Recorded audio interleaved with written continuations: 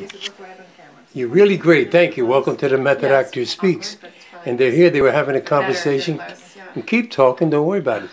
And I'm John Solari, and if my guests will introduce themselves, this way we get the names correct. Adriana? Ariane Von Kamp. Just say who you are. Ariane Von Kamp. And I'm Angela Nicholas.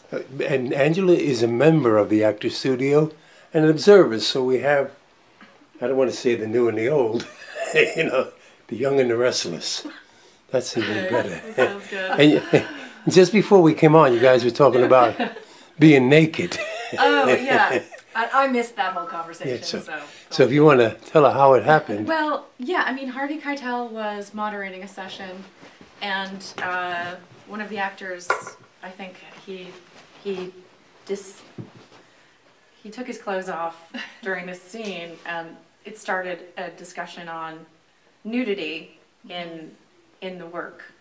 And it wasn't a private moment. It seemed a little unnecessary. Exhibitionist. Yes. So he talked about his work with Jane Champion and the piano, and there's a nude scene for him that was a turning point for his character. So he emphasized the necessity of something like that if it furthers the story. So it revealed a change in the character. In this case, his relationship with the Holly Hunter character. So Keitel is very brave about being nude on camera. I think he's very brave. Yeah. And what did he say about the scene that was taking place that day at the studio? it was overly done, or it wasn't necessary, or it's not always necessary to convey what it is, the sentiment or the emotionality or the change. How did the members who were attending the session, how did they handle it? I think everyone just listened and was sort of, I mean, when he speaks, it's riveting. I think everyone was riveted. And what did they probably all feel, in agreement. What do they all feel about the nudity in the scene? Yeah, I mean, that's what's so great about the work and the process is you can go out there and then you can come back and you can experiment and you can layer and you can do different things. But I thought it was an interesting observation to. So, but what my question was were the other people in the room put off by it, or were they yeah, I think a little of it, or were they shocked, or like? Yeah, I mean, I think everyone was respectful of the work, but it was shocking. It seemed a little. The transition was a little. How did you feel about it? I thought it was a little awkward. I mean, besides being awkward, do you think it was necessary? I mean, did you feel that is this acting, or is this just someone showing off? It felt a little. Is that what you were trying to say? Exhibitionist, yeah. But they were in the moment. They were in the moment. It was a love scene. Oh, it was in the moment. Oh. But it seemed like a little unnecessary. Yeah. Well, there was a teacher. There is a teacher who I adore named Mark Monroe, and I studied with him for several years before I auditioned for the studio.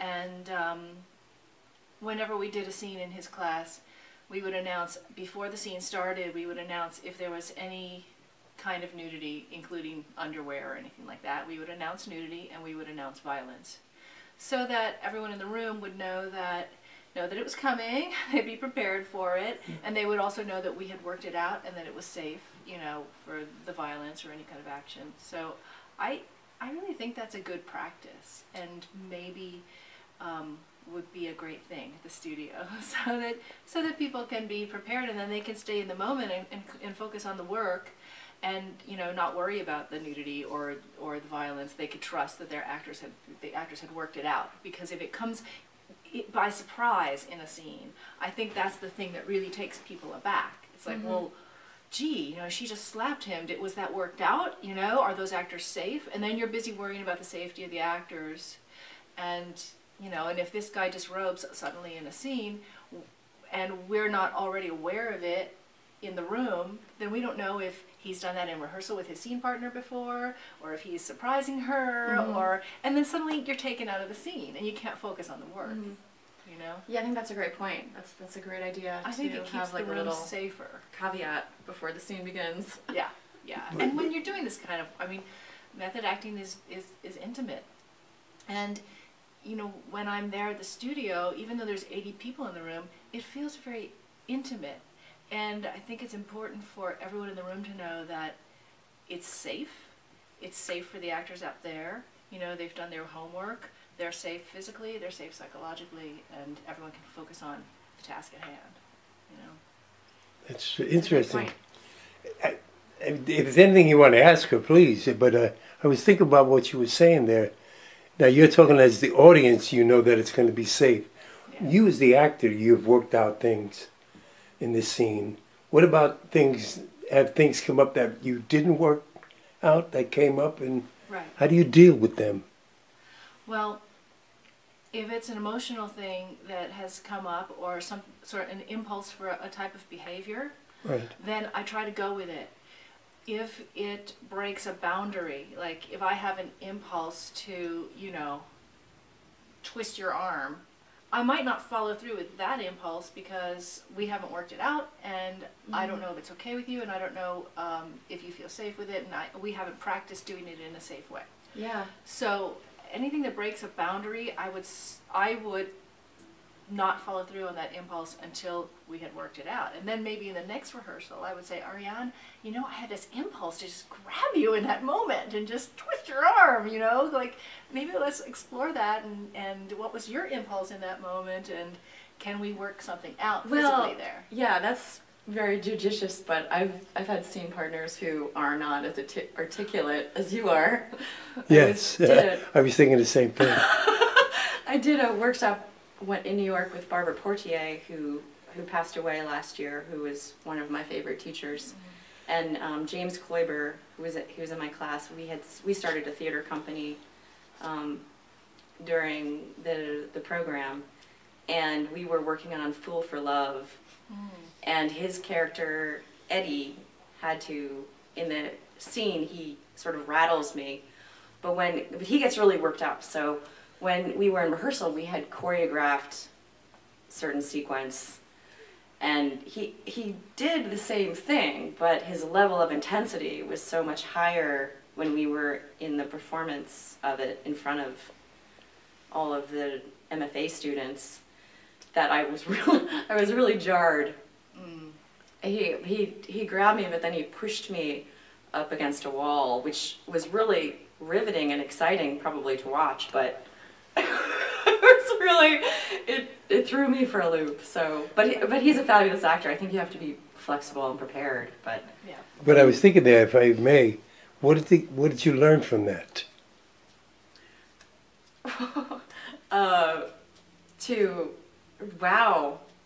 Well, I like to work with women now. No. No, I love to work with men and women, but I mean, he's very intense, yeah. If you had another rehearsal with the same actor, what would you say to him?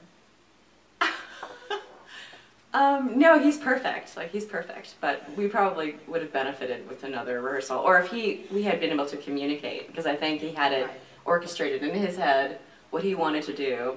And the rehearsal was kind of just, he was going through the motions, and then sort of stepped up in the performance. And this it's a little scary. A lot. This happens a lot. It happens a lot because your adrenaline gets going in front of an audience, and there's something about the energy in the room when there's a lot of people watching you. A lot of actors, their emotions are a lot more available to them when there's an audience present.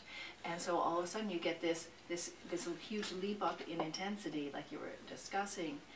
And that's why the work we do at the studio is so important. Because if you and another actor have the kind of training that lets you go there in rehearsal, then you know what's coming. And yes, it's always going to be a little bit more intense in front of an audience, or we hope and pray. But at least if you have the training, the method training, so that you can so that you know how to rehearse it and what to rehearse and what to work on in rehearsal so that you can get there in rehearsal. You're not relying on an audience to get you there. If you can get there in rehearsal, then you know what kind of things might pop out of your instrument. You can start being prepared for them, you know? Not And be that you- prepared for Gigi going in your pocketbook. What are you getting? Now that's really interesting what she was saying is really true. And there is, you know, I'm a big fan of Arthur Penn. And when I remember working with Arthur in New York, and one of the things, the biggest thing I learned from, which seems to be totally different from Angela. Never work with a dog. Yes, Okay? or a kid. Never work with dogs or kids. Is he always told me to break the rules. Yeah. You know, Who was this teacher? Arthur Penn. Oh, Arthur Penn, yes. You know, break the rules. And so what I'm hearing is almost, you don't like to work with people who break the rules. Is that what you're saying? You know, it's what I'm hearing. I mean, I'm up for, I also do improv. You know, I worked with a couple charities and I do improv with kids. So I think improv is essential and part of self-expression and the process. Well, some of the other training, what was it? Who did you train with? I studied at the Second City, and I worked with them. I did sketch comedy and comedy for 3 or 4 years, and I also did a program with the Yale Drama School. Oh, wow. But that was more classical, some modern, but that was in at the University. What do of you Oxford. prefer? I mean, Comedy or well, do you I enjoy think, the improv? Yeah, I mean, I love improv. It's something that I could never get enough of when I was working with people from the studio. But what I love about... You couldn't get from studio people improv? I couldn't get enough improv, even though there is a lot of improv. Angela, what do And you that's think what of I that? love. Do you,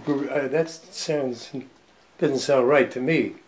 You know, I think there's a great willingness in the actors at the studio to do improvisational work on a scene, but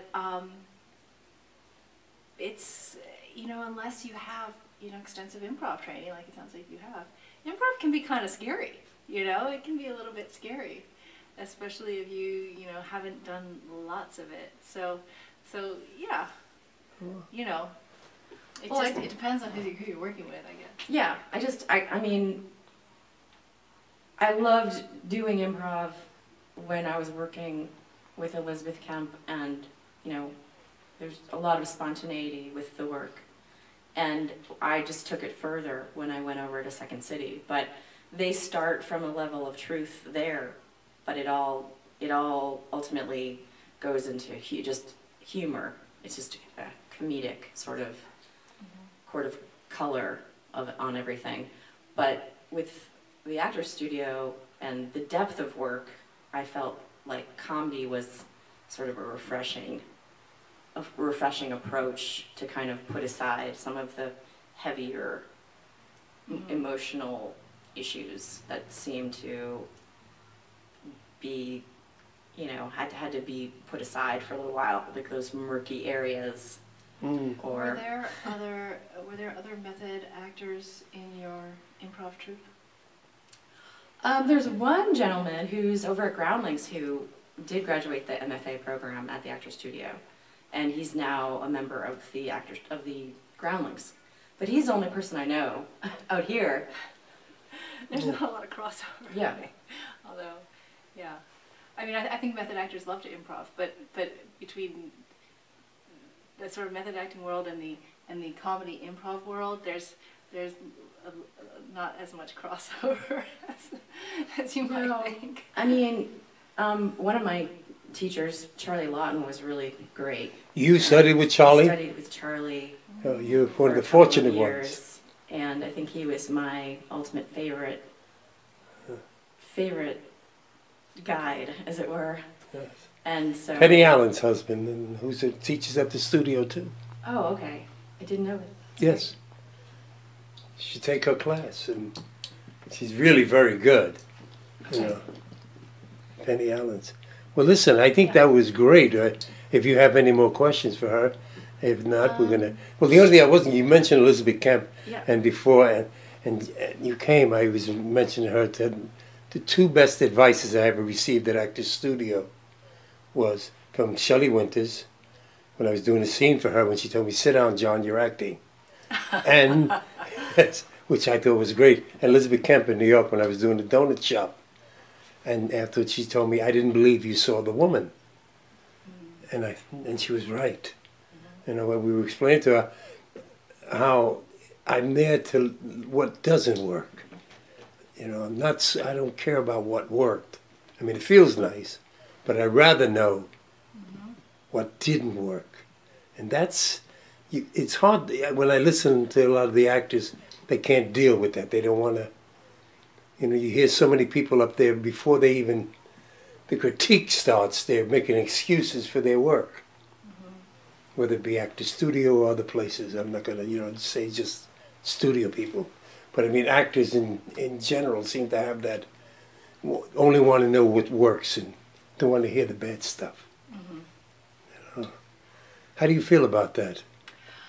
I have a couple different feelings about that. I mean, I think there is a trend nowadays, especially in LA, to be very, very positive all the time. Yes. Yeah, and I think that, ouch, Gigi. She's like, is she on camera? Can you tell what's happening? There's a little puppy biting my toes. She's biting everyone's feet. So there's this trend towards positivity, you know, be positive, be positive, be positive. And I think some people confuse that with constructive criticism. But, you know, everybody at the studio is at a level of work where, you know, they've already got a lot of stuff that's really working. And to go further in your technique, to go further in the method, you have to know what's not working. Because those are that's the fine tuning. Right. that you need to grow your craft. And if you just work on what works, you're going to get really, really bored with your own creativity, you know? It's true. You just got to calm your ego down enough to listen, and sometimes that just comes with age, you know? Just calm your ego down enough to listen, and there's a lot of brilliant minds at the studio that can give you some incredible guidance. Yes. Well, in part 2, we're going to talk about that with you and I. Okay. We're going to do it. And listen, I want to thank you for coming on. Thank you. And when I knew Angela was coming, and I really wanted you to meet her, because it's an observer, and we're going to talk about some of her work as Greta Garbo and all the other stuff. Oh, okay, great. Gigi is named after Greta Garbo, well, by the way. feeling. Gigi, yeah, she Gigi. signed everything Gigi. Yeah. Okay. So anyway, folks, if you want to get in touch and want to come on this show, just come, you know, get in touch with me, John Solari, at the Method Actors Speaks at Gmail, or you can phone 818-773-0991. Right? And I want to thank you, ladies, for coming on. And we're going to go to part 2 in a minute.